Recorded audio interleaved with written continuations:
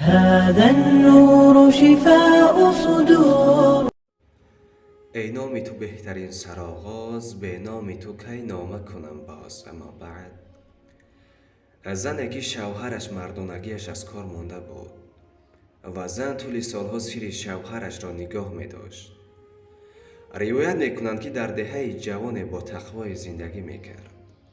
چون جوان به وایه رسید، وقتی خانه‌دار شویش رسید، پدرش خواست پسرش را خانه‌دار کند، ولی جوان راضی نشد، چون از احوالش تنها خودش خبردار بود و خلاص. یعنی از جهت مردی مردانگیش کار نمی کرد. اما پدر و مادر جوان از احوال او بخبر بودند. او را مجبوراً با یک دختر صالحه دههشان خانه‌دار کردند. توی خوب گذشت.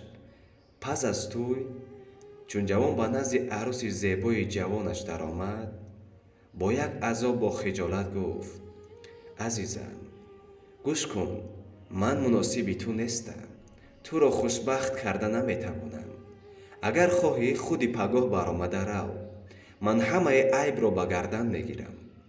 دختر که صالحه و ایماندار بود گفت: من الکی همسر قانونی و نکاحی شما هستم. سیر شما سیر من هم هست. من میدونم که زنی که سیر شوهرش را افشا میکند چه خیلی نزد خداوند گناهکار میشود. من با شما خوشبخت میشوم انشاءالله. جوان از سخنهای همسر مهربانش خرسند میشود و شروع میکند به زندگی یک جایه. روزها گذشتند و سالها هم گذشتند. همسر جوان سخنهای پست و بلند خسور و خوشتامن را که برای فرزنددار نشدنش میگفتند تحمل میکرد و سیر شوهرش را افشا نمیکرد. یک روز پدر جوان پسرش را به نزد خود دعوت کرد و گفت: پسرم، 7 سال است که خانه‌دار هستی، ولی تا حال فرزنددار نشده ای. من بابا شدن میخواهم. تو باید از همسرت جدا شوی. جوان بسیار غمگین شد. به نزد همسرش آمد. زنش پرسید: با شما چی شد؟ چرا آشفته خاطر می نماید؟ شوهرش گفت: چیزی نشده است. ولی زنش مجبور کرد. در آخر همه سخنهای پدرش را به زنش گفت. همسرش گفت: بگذار سخنهای پدرتون شود. آخر او پدر شماست، نباید سخنهای آن را رد کنید. من می روم، ولی شما بعد 40 روز خانه‌دار شوید. این سخنها را زن گفت و برآمده رفت.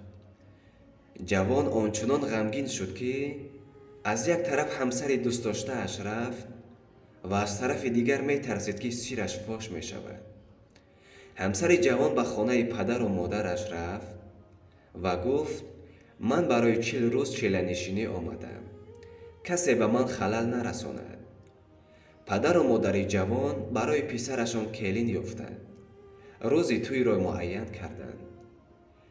زن جوان 40 روز طاعت و عبادت کرد و از درگاه خدا برای شوهرش شفای کامل طلب میکرد و میگفت: خدایا، شوهرم را در نزد همسر نوش شرمنده نکن.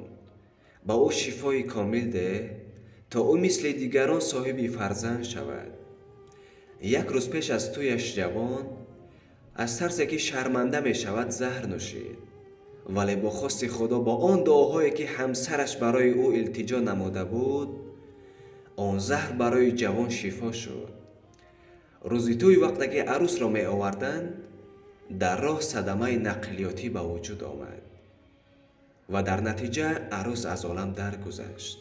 انا لله و انا الیه راجعون. پدر و مادر جوان برای خاطر آزرده نگردیدن جوان گفتند: پسرم غمگین نشو. در ده دختر بسیار است. پس از مدت دیگرش را خواستگاری میکنیم. ولی جوان اصل واقعه را به پدر و مادرش نقل کرد.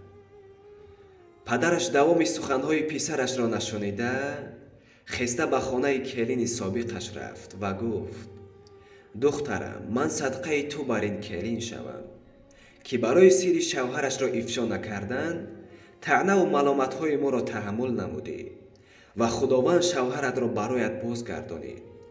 بیا دخترم به خانه برگردیم. و آن زن صالحه به خانه اشان بازگشت.